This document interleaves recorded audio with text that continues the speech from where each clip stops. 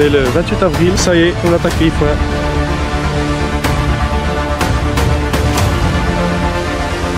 Ils nous font chier ces paysans avec leur vache là. Bon bah là, 105 il est assis.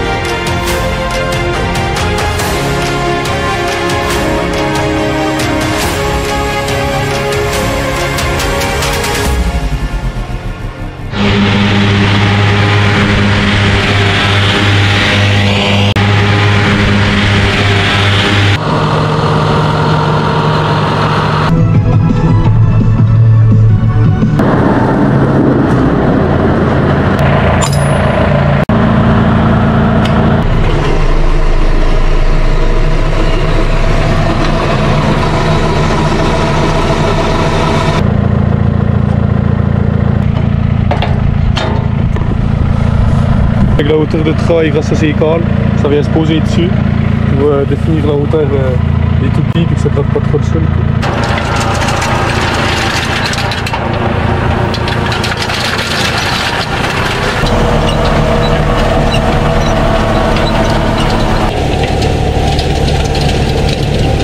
Salut tout le monde, j'espère que vous allez bien. Aujourd'hui, on est le 28 avril et ça y est, on attaque les foins. Donc il annonce une semaine de beau là. Bon, ils changent la météo, ils savent pas trop, mais ça a l'air de tenir quand même.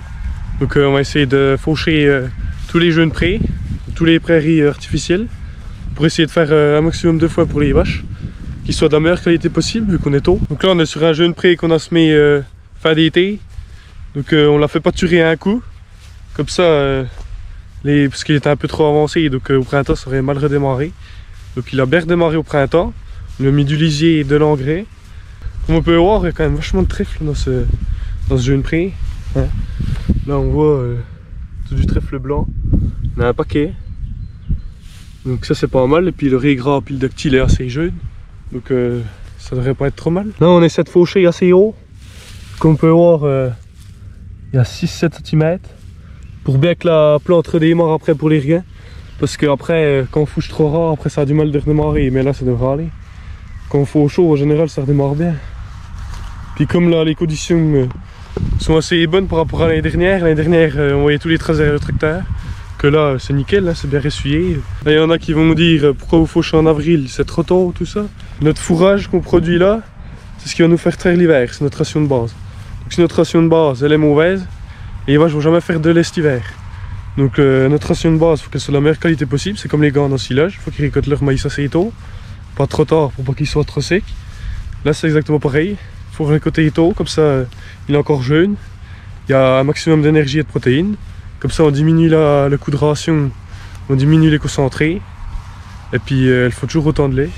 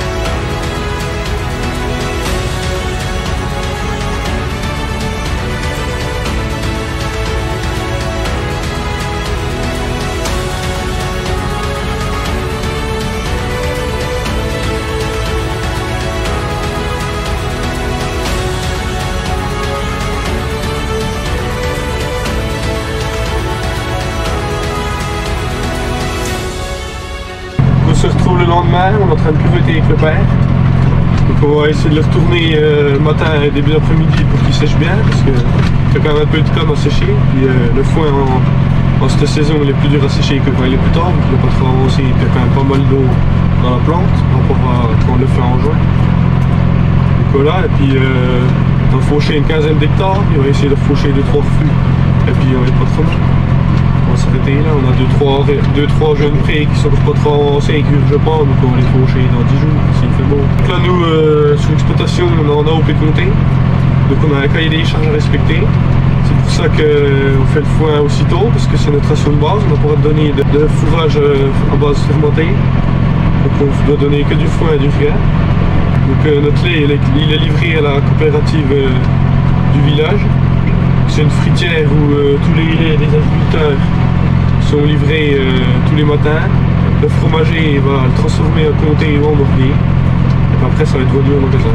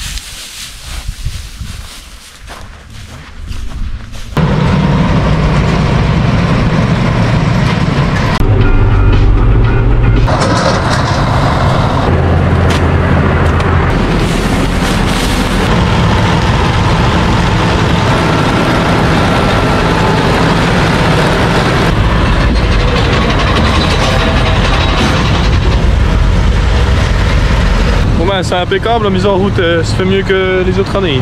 Des fois le filet voulait pas se lier, là il a à peine chié un peu au début, puis hop il est parti, ça a l'air de pas trop mal aller. La première botte assez réussie, ça va. Elle pèse pas trop pour pouvoir la bouger à la main et puis elle est assez belle dans l'ensemble.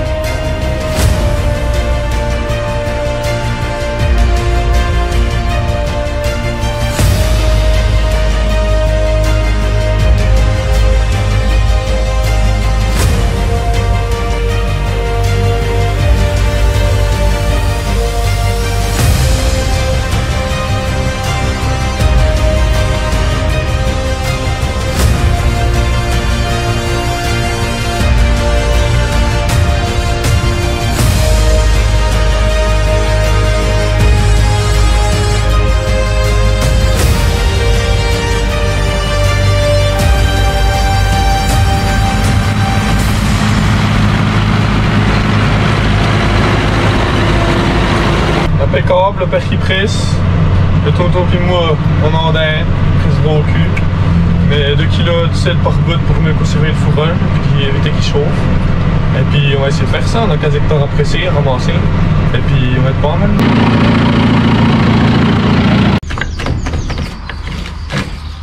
Il nous faut moucher ces paysans avec la vache là. Ça avance pas, purée. On y va!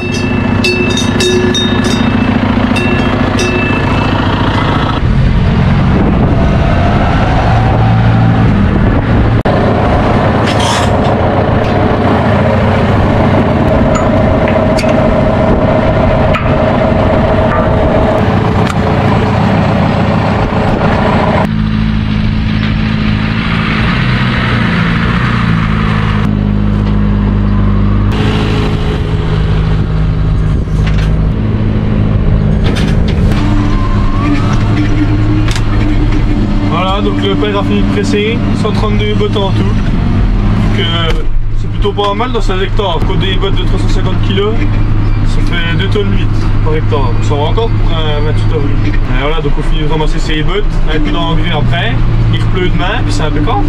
On va faire une deuxième coupe dans 35 jours. Et puis ça devrait aller pas trop mal.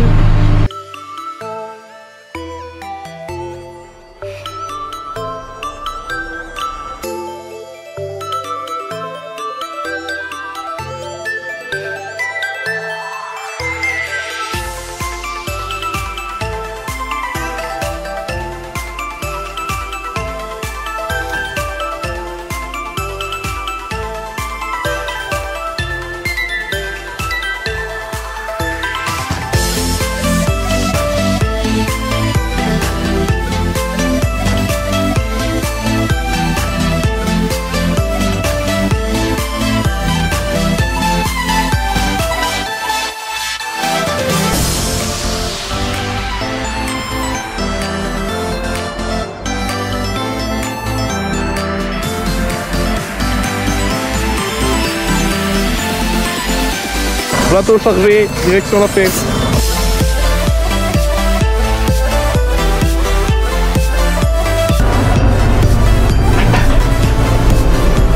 Le 105 il est assis. Le truc.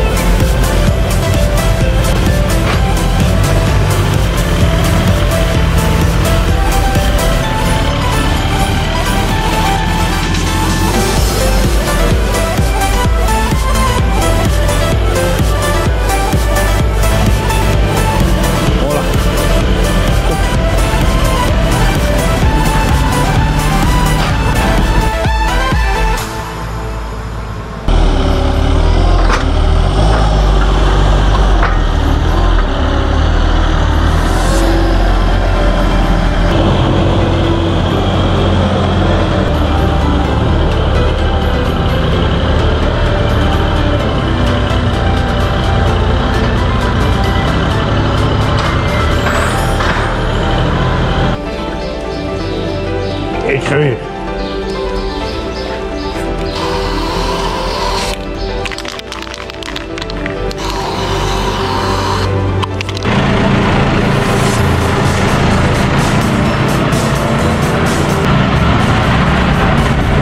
Et hop, 33 unités d'azote derrière le foin pour que le regard pousse au mieux, qu'on fasse une belle deuxième coupe et puis 3 4e coupe. On va foutre d'ammonitrate 33,5 à 100 kg hectare, on fait 33,5 d'azote. Donc là on règle pour que le smore ça soit à 50 du sol, ça faut lever.